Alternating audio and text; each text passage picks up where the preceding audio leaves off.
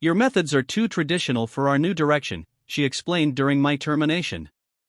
We need digital-first leadership. My name is Garrett Walsh.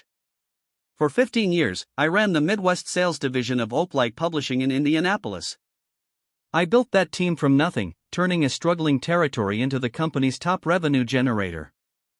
I didn't use fancy software or algorithms, just relationships, handshakes, and knowing which publishers needed what. By last year, my division was bringing in 60% of the entire company's revenue. Not that anyone at the executive level seemed to notice, until the quarterly reports landed on their desks. When Veronica Bennett took over as CEO 6 months ago, she arrived with PowerPoint presentations and consultants in expensive suits. Every meeting became about digital transformation and disrupting the traditional publishing model. She'd never worked in publishing before, came from some tech company in San Francisco, but the board loved her vision.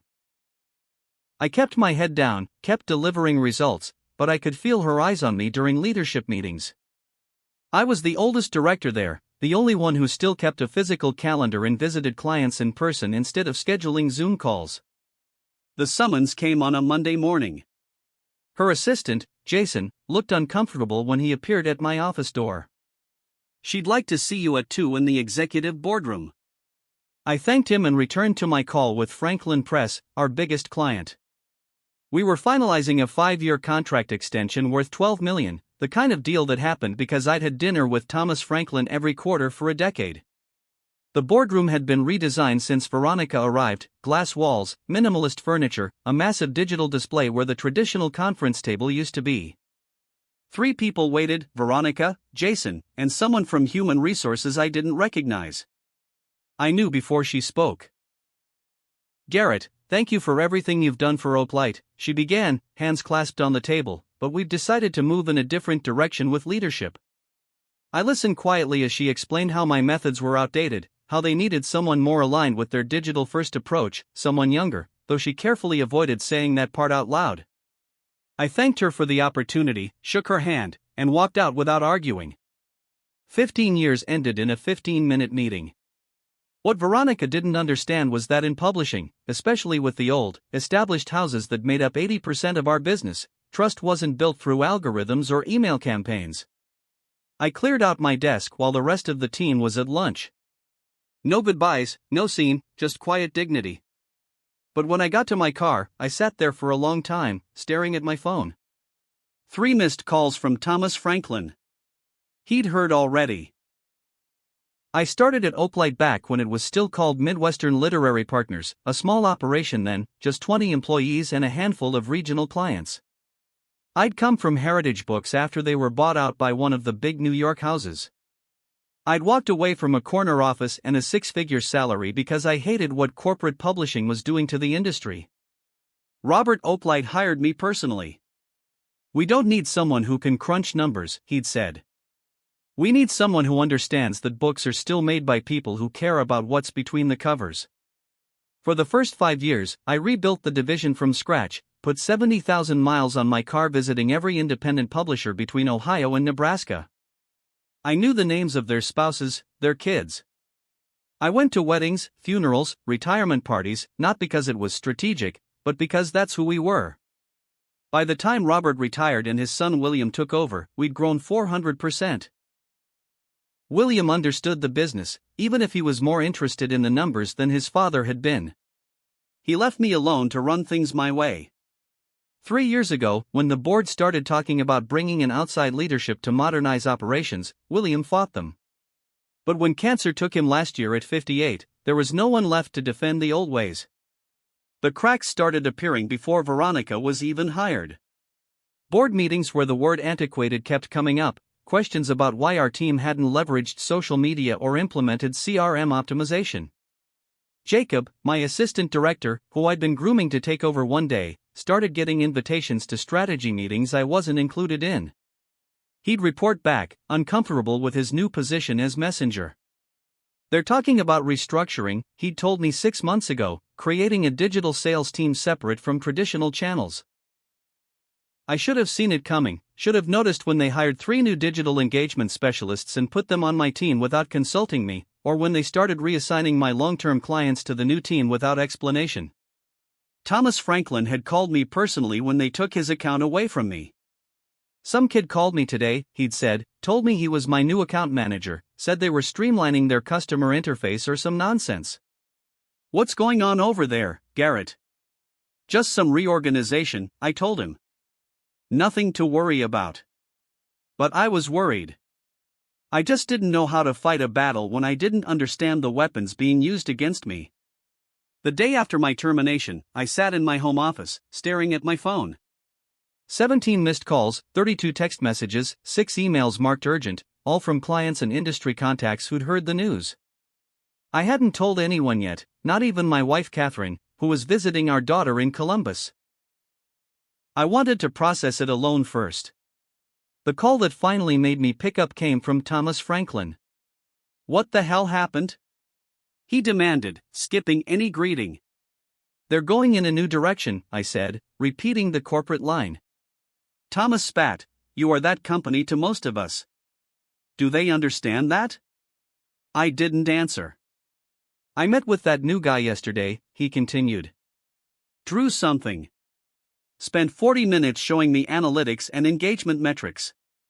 Not once did he ask about our new historical fiction imprint, the one I told you was make or break for us this year." I closed my eyes, suddenly tired in a way that had nothing to do with sleep. "They'll figure it out, Thomas." "No, they won't," he replied, "because people like that never bother to learn what matters. They just impose their system and expect everyone to adapt."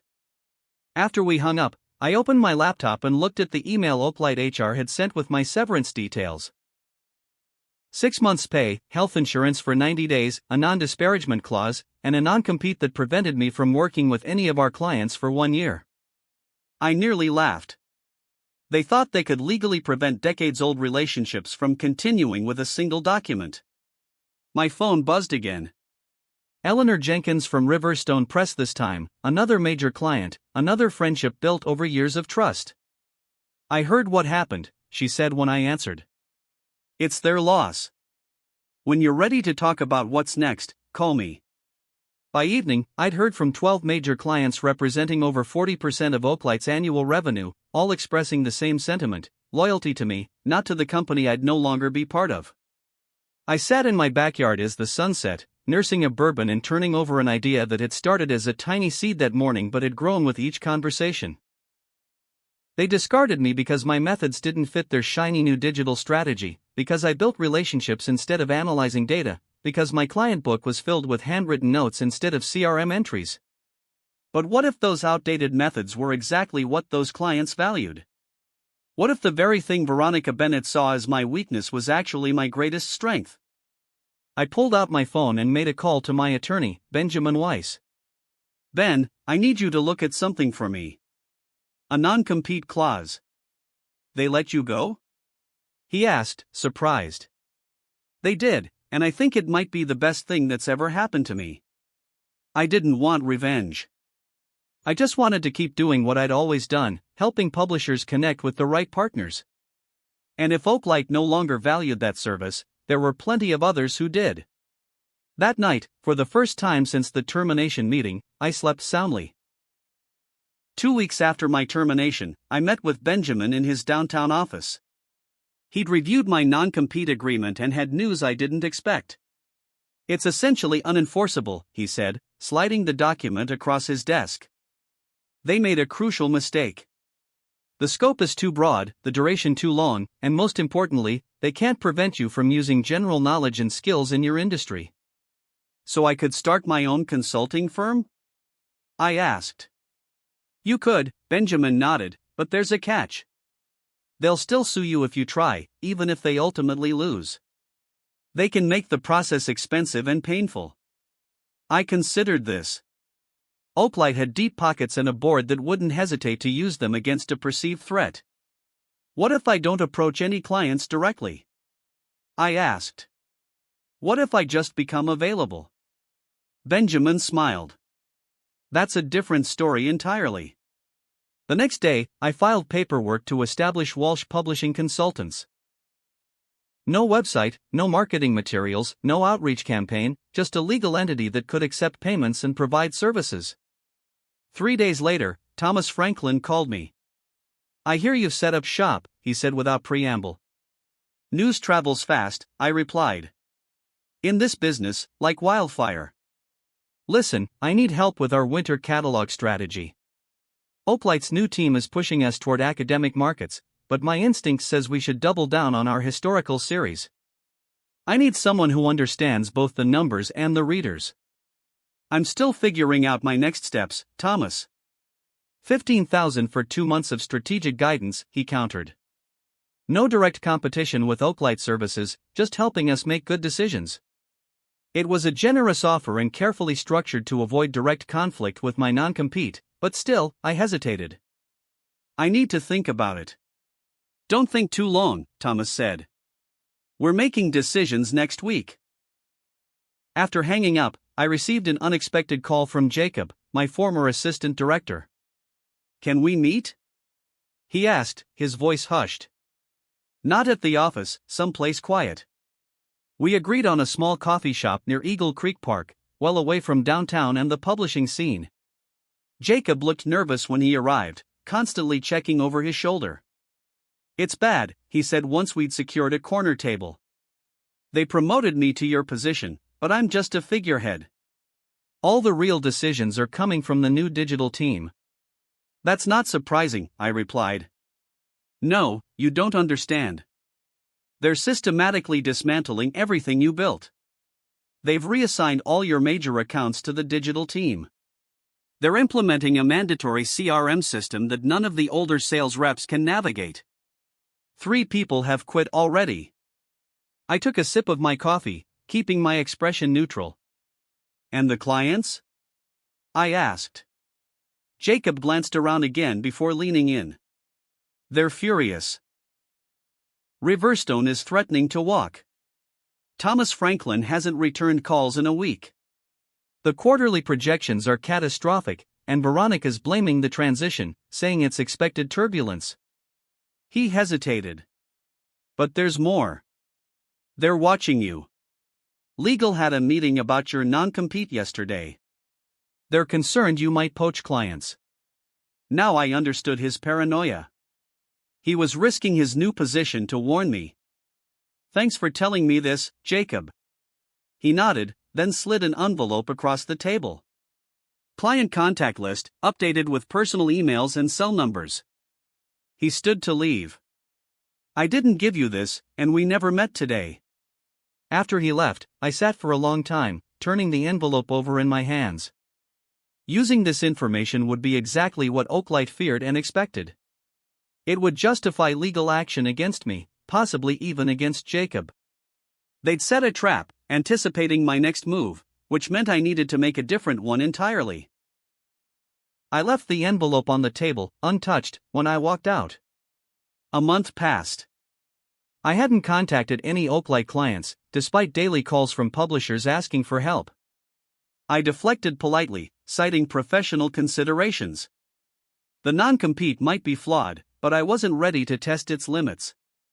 Instead, I focused on industry contacts outside Oaklight's client list, small independent publishers, university presses, literary agents looking for guidance. Work that wouldn't trigger legal issues but would keep me engaged in the field I loved. Then came the invitation I hadn't expected.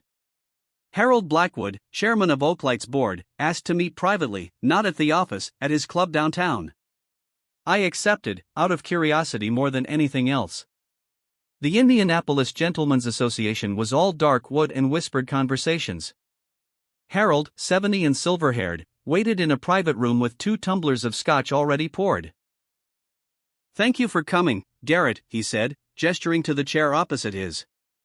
"I imagine you're wondering why I wanted to meet." The thought crossed my mind. He pushed one of the glasses toward me. "Things at Oaklight aren't going as expected." I took a small sip, saying nothing. "Revenue is down 38% this quarter," Harold continued. "Client retention has fallen to its lowest point in company history. The digital initiative that was supposed to transform our business model has instead alienated our core client base. That's unfortunate, I replied neutrally. Harold studied me. You don't seem surprised. Publishing is a relationship business. Always has been. So I'm learning. He leaned forward. The board is concerned about Veronica's leadership. Her strategies may have worked in tech, but publishing operates differently. Why are you telling me this? Because we'd like you to come back as Chief Revenue Officer, above Veronica in the hierarchy. I stared at him, processing the offer. What about my replacement? Jacob's a good man, but he doesn't have your client relationships or industry knowledge. And Veronica? She'd accept this arrangement? Harold's expression hardened. She would have no choice. The pieces suddenly fit together. This isn't about this quarter's revenue, is it? This has been building for longer. Harold sighed, the facade cracking. Veronica was William's hire, his last major decision before his illness became unmanageable. The board had reservations, but we deferred to him out of respect. After he passed, we gave her the opportunity to prove herself. She hasn't. And my termination? Was not approved by the board. We were informed after the fact, as were several other significant organizational changes. I sat back, understanding the full picture now. Veronica had been clearing out Williams' people, replacing them with her own. My dismissal wasn't about digital transformation, it was about removing anyone loyal to the previous leadership. The offer is generous, Harold continued. Double your previous salary, full control of sales and client relationships, and the board's full backing to rebuild your team. It was everything I should have wanted: vindication, power, security. I need time to consider, I said. Of course, but don't take too long. The situation is deteriorating rapidly. On the drive home, I turned the conversation over in my mind. The board hadn't just realized they'd made a mistake with my termination, they'd known it was wrong from the beginning but had lacked the courage to stop it.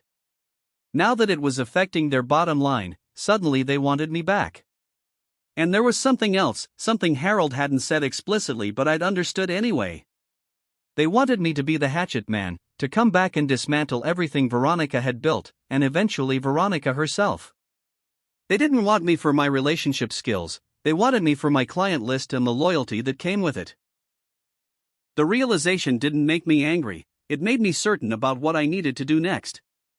I declined Harold's offer the next morning with a brief, polite email.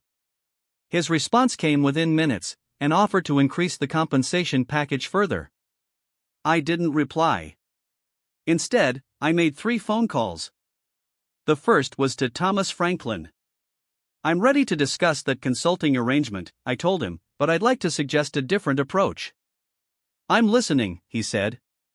I won't consult exclusively for Franklin Press.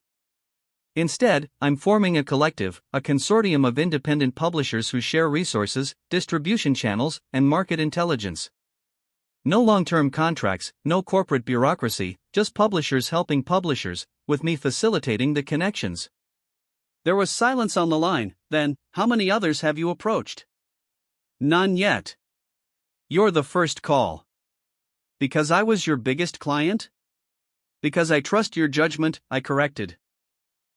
If you think it's a viable model, I'll move forward. If not, I'll stick to traditional consulting. Thomas didn't hesitate.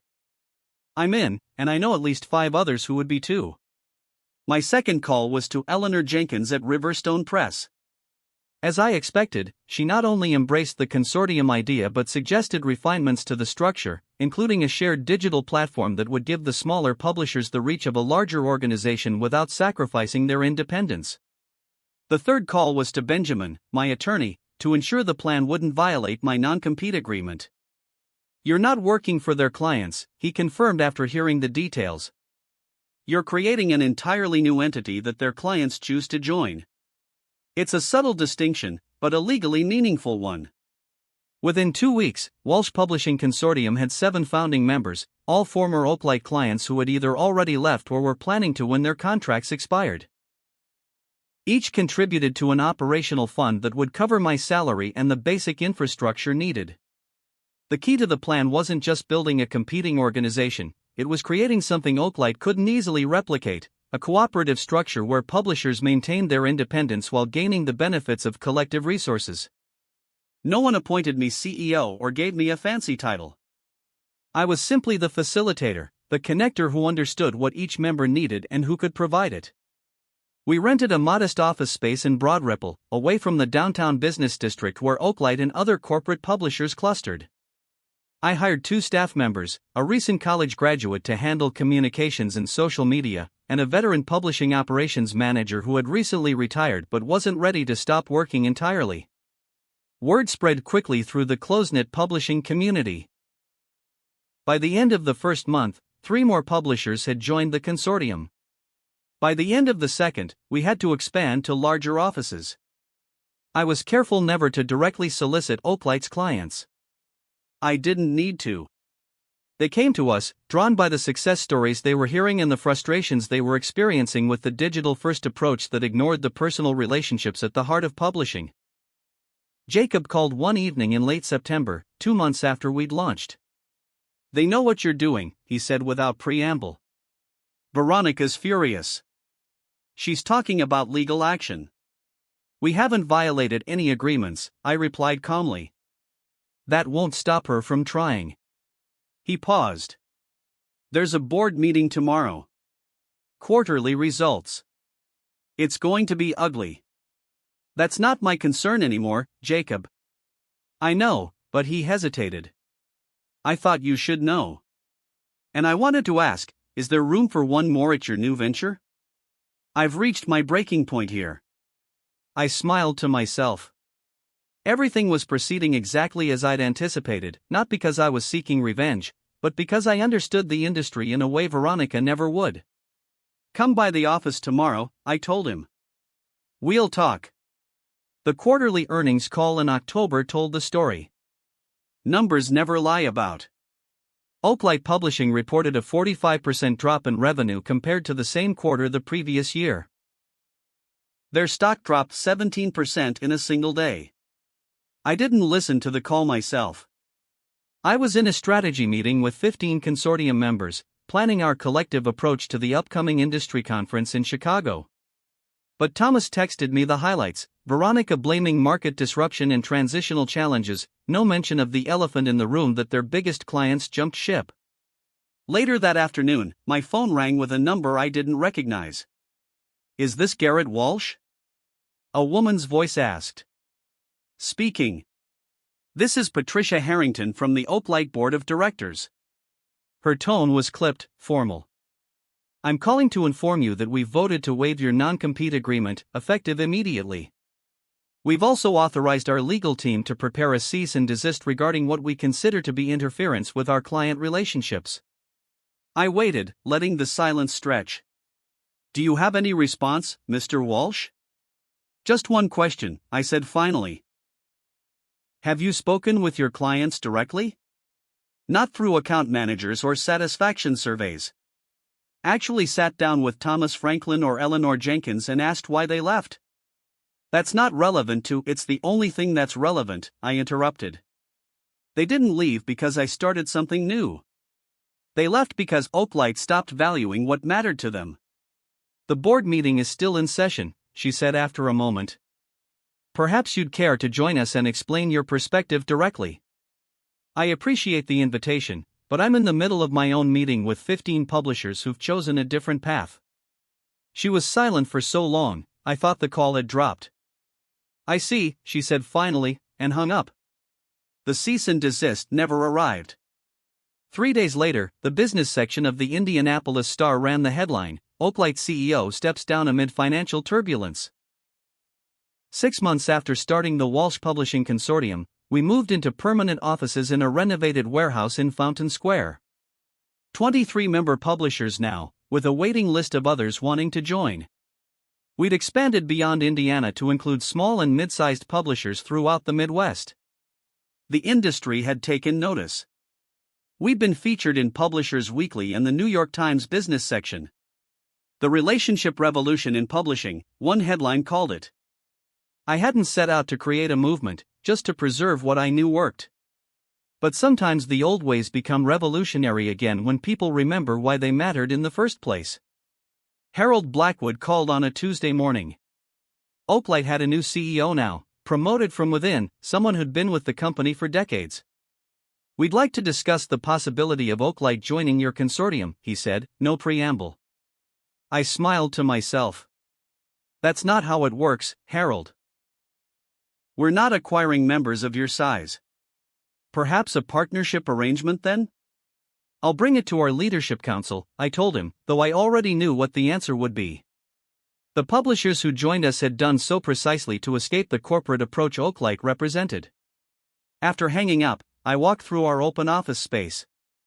No executive suite for me, just a desk among the others, where I could be part of the daily conversations that kept us connected to what mattered. Jacob looked up from his workstation. "Everything okay?" "Just fine," I nodded. "Oaklight wants to join the consortium." He laughed. Talk about coming full circle. Later that afternoon, I drove to Eagle Creek Park and sat by the water, the same spot where I used to come and think when problems at Oaklight seemed overwhelming. But today, there were no problems to solve, just a quiet satisfaction in knowing that what I'd built would last, not because it was revolutionary or disruptive, but because it was built on something that never really changes: people trusting people who've earned it. Sometimes getting fired is the best thing that can happen to you, not because it leads to revenge, but because it forces you to build something more authentic than what you left behind.